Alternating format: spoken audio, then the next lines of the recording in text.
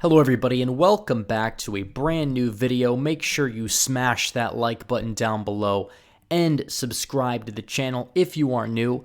And today it is very important that we touch on this brand new development for the Republican strategy for 2022 and why it is the most abysmal thing that I think I've ever seen. It's like they never learn. They're setting themselves up for failure time and time again. It's really beyond me that they don't understand it. They know there's a realignment going on in this country, yet they're not willing to listen to what the American people are saying. This guy that's making this strategy is from the state of Minnesota. He should know it better than anybody else, especially in the rural areas. But we're going to get into this. But first, I do have to tell you guys about my very good friends over at My Patriot Supply. What will you do during the next power grid failure? Or if the weather is so bad you can't get to the grocery store? Do you have enough food at home to get you through the next disaster? Because you will, as long as you stock up on emergency long-term storage food from My Patriot Supply. Their food stays fresh for up to 25 years, so it's there whenever you need it. And right now you can save $50 off their 4-week kit of delicious emergency food that provides 2,000 plus calories a day. Just go to preparewithredeagle.com and you'll get the emergency food you need before the next emergency. Your 4-week kit will arrive discreetly at your door in just a few days. People used to laugh at preppers, but not anymore. Get yourself enough food to last at least a month. Just visit preparewithredeagle.com and save $50 right now on a 4-week kit of emergency food, because someday you'll be very glad that you did. All right, so it's time to get into this. This GOP campaign chief says that the party, in an attempt to win back the House, they're going to leak Democrats to socialism. Here we go again. They never learn. First of all, Joe Biden is not a socialist. I don't know how many times I have to tell people this, including Donald Trump. Joe Biden is not a socialist. Donald Trump did not call Hillary Clinton a socialist back in 2016, frequently, if at all. And it worked out for him because he described her accurately as a corporate candidate out of touch with the needs of the working class. And that message worked, and it worked wonders for him, and it helped the realignment. Now, Joe Biden attacking him as a socialist doesn't exactly play out too well, because Biden's not really a socialist. He's a global regulatory capitalist. If he was running up against Bernie Sanders, then maybe, yeah, you attack him, call him a socialist, whatever. Bernie calls himself a socialist. I'll buy to democratic socialist, whatever that means. So linking the Democrats to socialism, that's not going to help, especially in these suburban districts where they're running extremely fairly moderate candidates who oppose socialized medicine, who oppose the Green New Deal. That's not going to win you the House. You're not going to win the House by comparing the Democrats to socialism. You got to run candidates who stand up for the working man, people who want to put America first on the world stage. And they need to attack Biden on immigration. They need to attack Biden on the economy. Not that he's too socialist, but that his trade policies, that his economic policies are shipping jobs away from the working class. That is how you win these voters over. That is step one to this disastrous plan. Step two, they say recruit more women and minorities to win back the House. Again, I don't think they understand. Republicans have been pandering to women and minorities for the better part of the last 10 years, and it hasn't gotten them anywhere. And the only improvements that they've really made have been with Hispanic voters. That's where it's been.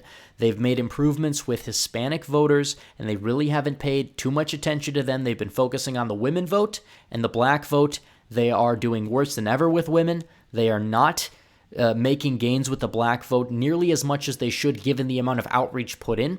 A lot of black voters will be voting Democrat no matter what. Maybe you make gains here and there with young black men, but you probably would make those gains anyways if you focused on other issues like immigration, focus on law and order. That's probably how you get more of that black vote, more of that woman vote, than focusing on these identity politics issues. Running women and black candidates is not going to help you gain support from women and black voters. They don't care. If you haven't learned anything over the past 5 years, you would know that the people that care about that kind of stuff vote Democrat anyway.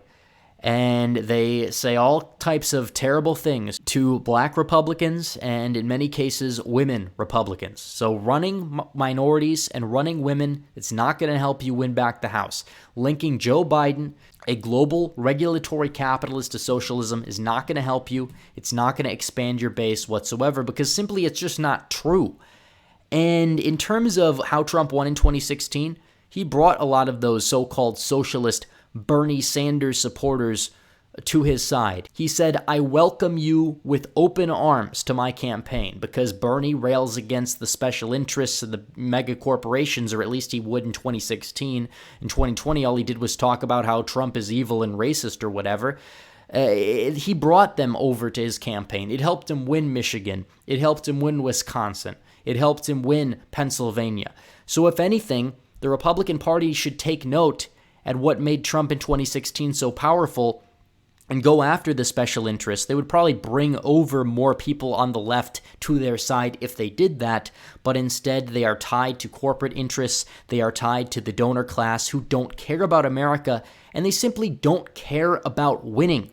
Again, it's like you have a quarterback that gets drafted by the worst team in the NFL and knows that he's not going to win there, but he stays there for the money. That's essentially what the Republican Party is. They are essentially advocating for mass immigration in many instances, immigrants who vote, 70-30, 80-20 Democrat. You look at Kristi Noem over in South Dakota is pledging to bring in 18,000 additional immigrants per year into South Dakota. She only won her election by 11,000 votes. Within 4 years, if they're voting even at 50% turnout, 70-30 Democrat, that would be enough to make Noem lose again. Obviously, Noem is probably not going to lose in 2022. South Dakota is not going to be a blue state anytime soon, but if you did have that election that was held in 2022 between a Republican who narrowly beats a blue dog Democrat by 11,000 votes, well, you lost out on a seat partially because of your own incompetency to not put your own constituents first, to not put South Dakotans first, and to take in mass immigration at a time where assimilation at this point is a disaster, especially in the modern culture that is absolutely controlled by the left. You will not see any gains with immigrant groups until you specifically root out that ideology out of the culture. But the GOP doesn't know this, or they know it, and they're just not listening. They don't care. And this is what brought Trump to the forefront in 2016. If you look at this right here, libertarianism is where they want to go. They want to go to this, culturally center left. Oh, we're just the diet left. We're just the left 5 years ago. Oh, look at the left so crazy. Oh, 5 years from now, that's going to be us. No, it doesn't work that way. There's no libertarians. They're virtually non-existent. Socially liberal, fiscally conservative, yeah, not a thing. Fiscally liberal to a certain extent. Socially conservative, oh, that's a thing. Yeah, that's a big thing. In fact, that's what propelled Trump's victory. A lot of these voters up here probably went for Barack Obama in 2012, or they just stayed home. However, Trump represented their interests. That doesn't mean Trump was left economically. He was center-right, but an economic nationalist, an economic populist, cared about trade protectionism, and he didn't want to cut these social programs like Social Security and Medicare, and that helped him significantly. And the fact that he didn't get a good health care plan together really held his administration back significantly. So looking at the diagram here, what we know is Republicans can make gains by being more populist. They can get some of these more socially conservative, sane individuals, but economically, populist, say they want health care. But if the Republican Party doesn't offer them that, they're not going to get those votes. No, they'd instead fearmonger about socialism. By the way, I don't like socialism. Let me put that out there. And if you're campaigning in Miami, then maybe you mention socialism. You get the Cubans energized. You get them on your side. Venezuelan voters. Yeah, absolutely. I don't like socialism at all. But what we have now is not working. The system of capitalism is in many ways very similar to socialism. You have a select few organizations. You have a select few corporations that control everything, that essentially act as the government. In many instances, they're more powerful than the government. How tone deaf are you that the President of the United States, former President Trump, gets booted off of Twitter, and then you're going to sit there and keep whining about socialism and economic freedom? The problem is you got to go after big tech. If you want to win back Congress, you got to go after big tech. You have to stand up for us. Stand up for Trump's actual base. Stand up for middle America. Stand up for the American people. Because that is how you will actually win. If you are going to be this weak, spineless, libertarian, neoconservative party, you're not going to win.